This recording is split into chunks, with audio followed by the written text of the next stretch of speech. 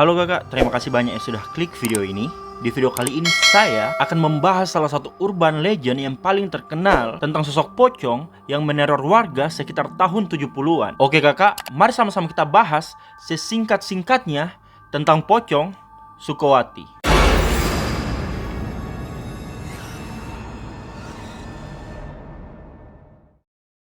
Langsung aja ya kakak. Ternyata ada banyak sumber yang membahas tentang Sukowati. Tapi kakak, pembahasan di video ini saya ambil dari beberapa sumber yang saya rangkum, yang menurut saya sumber-sumber tersebut masuk di akal. Jadi kakak, sekitar tahun 1973, Sukowati ini adalah seorang perempuan cantik yang berusia 23 tahun yang tinggal bersama neneknya setelah orang tuanya meninggal kakak. Oke kakak, selanjutnya saya akan memanggil Sukowati ini dengan panggilan Wati ya, agar bisa lebih memudahkan saya menjelaskan kepada kalian-kalian semua di sini. Nah kakak, Wati ini selain fisiknya yang cantik yang membuat dia sangat terkenal di kampungnya, ternyata Wati juga merupakan seorang perempuan yang pintar dan taat sama agama. Itu alasannya kenapa si Wati ini banyak disukai oleh warga desa, oleh banyak orang di desanya. Banyak pria kaya maupun pria dewasa yang datang untuk melamar Wati.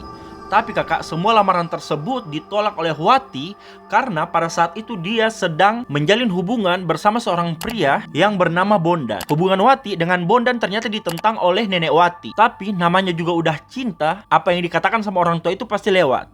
Iya kan kakak? Terus nih ya, pada saat Wati dan Bondan menjalin hubungan, Bondan ini ya seperti buaya pada umumnya. Banyak kata-kata manis yang keluar dari mulut Bondan untuk si Wati ini. Sampai Bondan pernah berjanji ke Wati kalau ia tidak akan pernah menikah dengan perempuan lain selain Wati. Tapi kakak, emang dasarnya buaya, emang dasarnya si Bondan ini binatang. Jadi kurang ajarnya si Bondan ini sudah mendarah daging. Pada akhir tahun 1974, Bondan menikah tapi bukan dengan Wati. Betul sekali kakak, Bondan menikah dengan perempuan lain.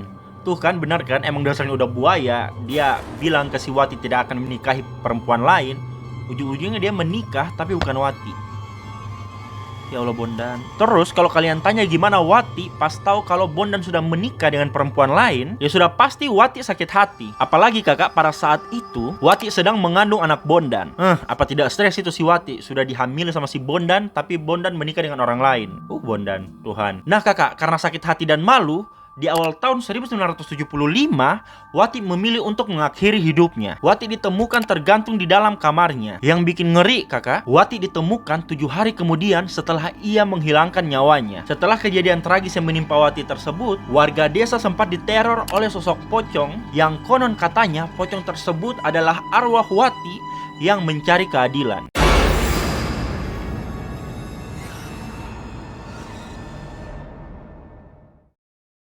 Teror tersebut terjadi tepat setelah 3 hari kematian Wati. Ada beberapa orang yang bersaksi melihat pocong Wati. Menurut beberapa kesaksian orang itu, kalau mereka melihat pocong Wati sekitar jam 7 sampai jam 12 malam.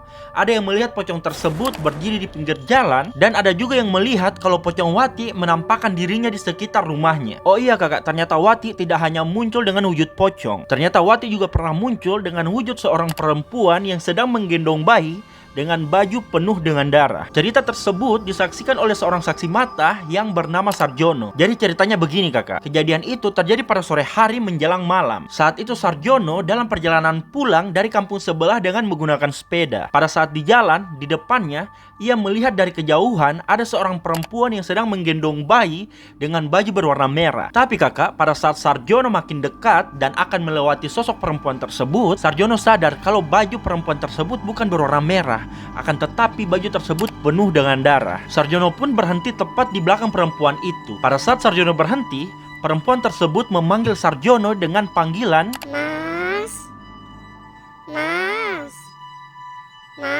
Mendengar itu, Sarjono langsung lari dan meninggalkan sepedanya. Sarjono pun menceritakan hal tersebut ke orang-orang di sekitarnya. Dan Sarjono yakin betul kalau perempuan tersebut adalah Sukowati, karena Sarjono tahu kalau Sukowati mempunyai tai lalat di bawah matanya. Dan perempuan yang dilihat olehnya juga mempunyai tai lalat di bawah matanya kakak. Oh iya kakak, kan tadi kan saya bilang kalau Wati tinggal bersama neneknya. Terus bagaimana nih keadaan neneknya? Bagaimana keadaan neneknya setelah Wati meninggal? Jadi kakak, neneknya itu ternyata setelah Wati pergi, neneknya diurus oleh warga sekitar yang tinggal dekat dengan rumahnya. Ya diurus oleh tetangga-tetangganya gitulah kakak. Menurut para warga kakak, nenek Wati sering bilang kalau Wati pulang membawa seorang bayi. Padahal sebagaimana yang sudah kita ketahui kakak, kalau Wati ini kan sudah tidak ada. Wati ini sudah pergi. Iya kan kakak? Tapi neneknya ini terus bilang kalau Wati ini pulang dengan membawa seorang bayi. Nah mungkin saking kangennya neneknya sama Wati, jadi neneknya Wati mengatakan hal tersebut. Ya Allah kasihan banget ya. Jadi kan neneknya udah tinggal sendiri. Sekarang udah tinggal sendiri pas Wati udah pergi. Jadi dia mungkin karena dia kangen sama Wati, jadi dia mengatakan hal-hal tersebut.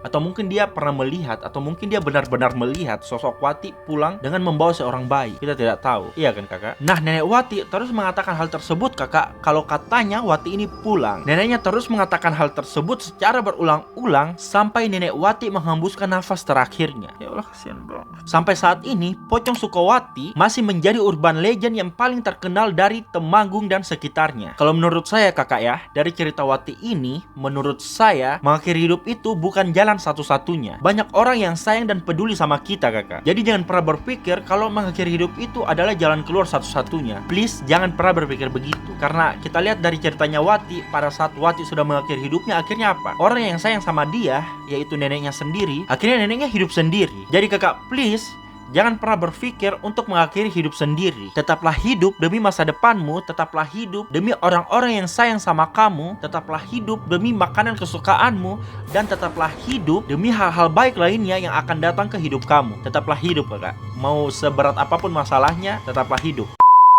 Nah itu tadi kakak pembahasan singkat tentang Pocong Sukowati. Bagaimana menurut kalian kakak? Kalau kakak semua tahu info lainnya atau versi lainnya tentang Pocong Sukowati yang belum saya bahas di video ini, kakak bisa komen di bawah. Kita sharing-sharing tentang Pocong Sukowati. Dan kalau kakak semua di sini pengen saya bahas kasus kriminal atau kisah horor lainnya, kakak juga bisa komen di kolom komentar di bawah, request untuk saya bahas di video selanjutnya. Jangan lupa subscribe, like, dan komen ya kakak. See you.